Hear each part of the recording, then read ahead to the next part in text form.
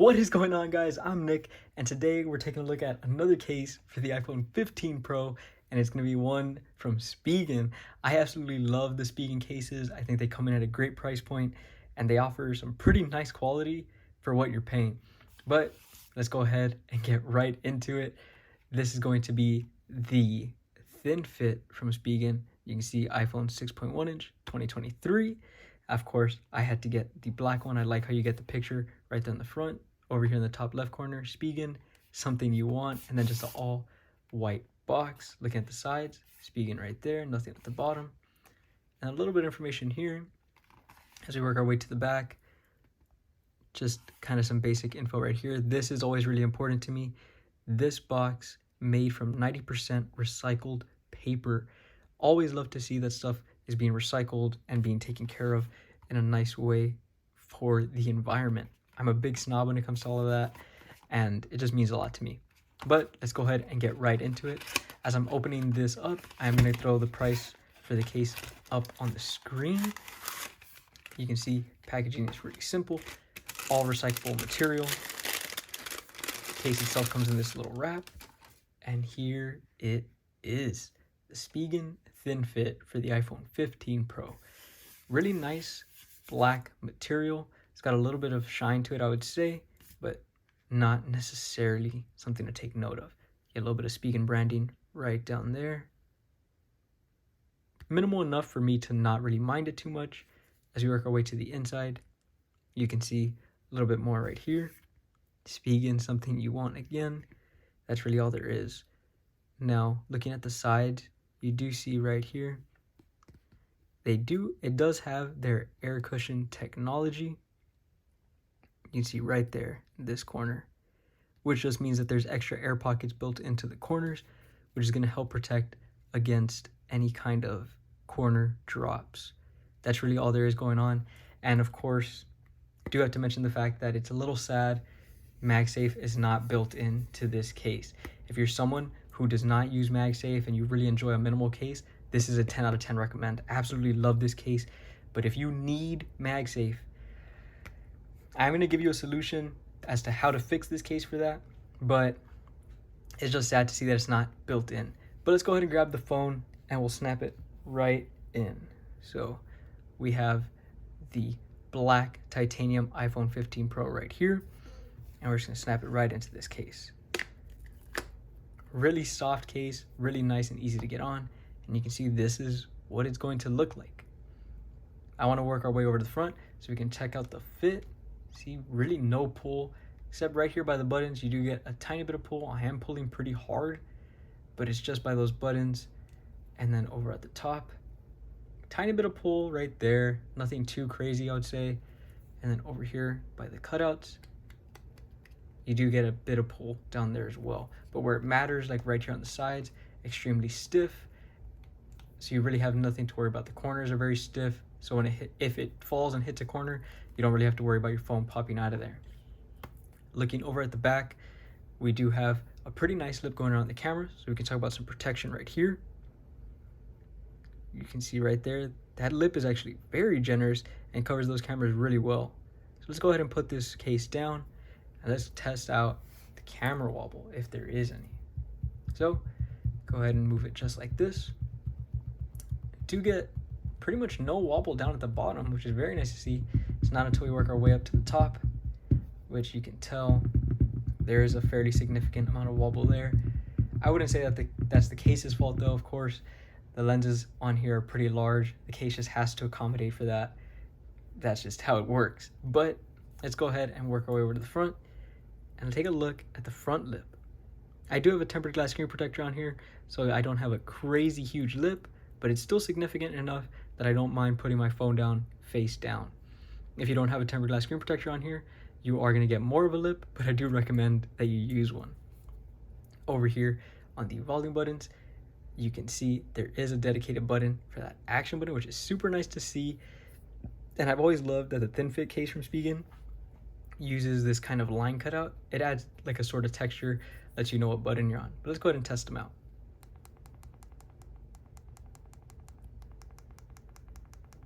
Action button is definitely satisfying to click. very tactile and not stiff at all. Looking at the volume buttons,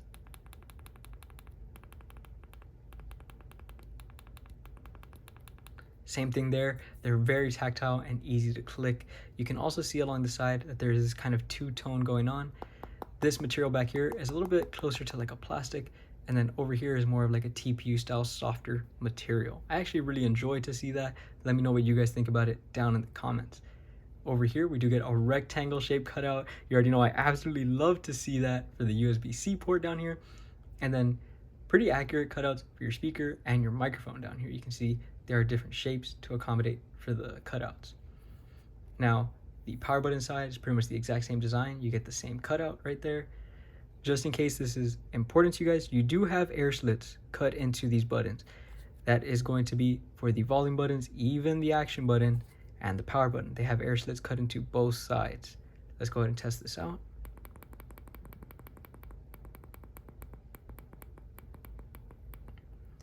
Very nice and tactile as well. That's the only reason I don't mind having those cutouts. It makes those buttons extremely nice to press. And then of course the top completely closed. Now the back. This is usually where we're going to test MagSafe. I am still going to test MagSafe on this case just because it's important to me, and I know a lot of you guys care about it.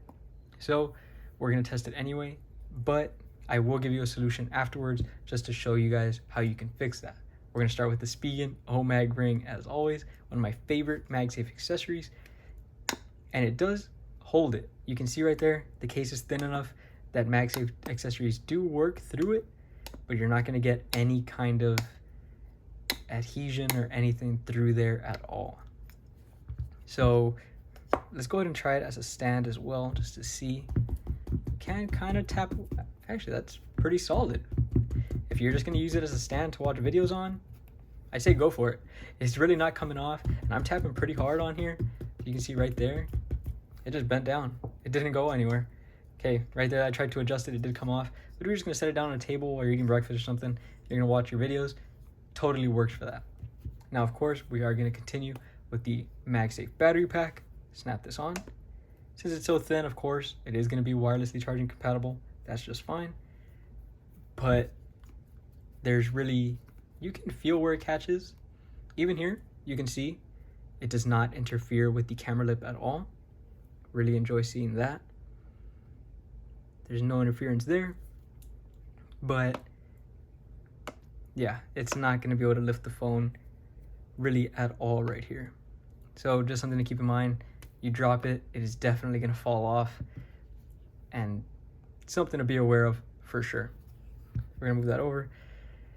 And I am still going to test my MagSafe wallet on here. This is the Apple leather wallet. Snap it on. I did feel it vibrate like I was going to get the animation, but sadly no. And yeah, same thing as the others. I can feel where it catches. You can see it catches like right there. It just sticks right to it. Did get that animation that time, but same thing. You simulate a drop, you're definitely going to be losing the wallet. Even probably slipping this in and out of your pocket, your wallet's going to come off. So I wouldn't really use this case with that alone, but there is a way to fix that, and Spigen offers it. So it is going to be right here. This is the Spigen Fit for my 14 Pro, and you can see they offer this metal ring, which just gives you MagSafe. It is a little annoying that you have to purchase it and put it on there as a separate item, but if you really, really need MagSafe the way I do, and you love this case, this is a perfect way to go about it. It adheres even stronger than most magnets do. That is, okay, maybe I got a little ambitious, but you can see there's also no phone in here. I've realized that when the phone is in there, you actually get even stronger MagSafe, but it is extremely nice to know that you can totally trust it and it's not going anywhere, just like that. I've actually dropped this case with this battery pack on, and the battery pack stayed completely on, and that was a pretty decent height that I dropped it from. So you can't always do that. I am still going to go ahead and test our final test, which is the Base One 1-pound stand from Nomad, and we're going to see if this no MagSafe case can lift it. So it does charge just fine. I did feel it adhere, but yeah, not even a little bit. No movement at all. You can see right there, not even sliding it. I do want to try with the modified case that has the ring attached, see if this can lift it. That lifted a little bit. Was that a one and done? There it is. So it wasn't all the way on perfectly, but you can see that without me touching the base itself, just the case, it does lift it. So it's definitely an easy fix, just something that you have to purchase and put on the case itself, offered by Spigen as well. I kind of wish they sold this as a bundle. I feel like that'd be a really good idea. But the case on its own would have to get probably like a 2 out of 10 when it comes to MagSafe, just because of the fact that some accessories do work. It does charge via MagSafe just fine, but if you're talking strength, you want to use it with a wallet, it's not really an easy recommend. Just something to keep in mind. If you're someone that doesn't use MagSafe, then this case is really perfect. I absolutely love this case. I recommend it a ton.